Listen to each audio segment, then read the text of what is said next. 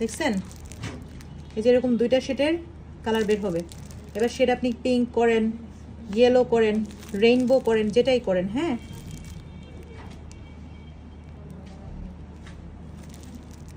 আমি এক একটা এক এক দিকে ঘুরিয়ে দিয়ে করছি।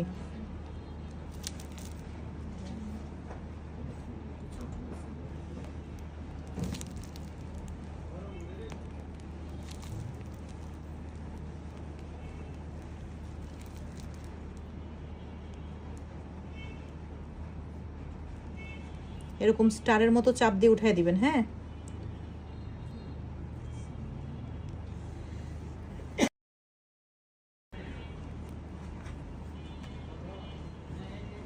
ব্যাস এটা শেষ।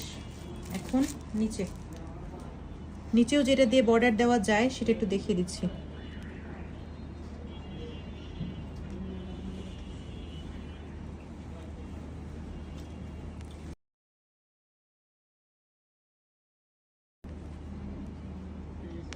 একটু বাঁকা করে দিব, একটু উপর দিকে উঠে একটু নিচের দিকে বাঁকা করে দিব।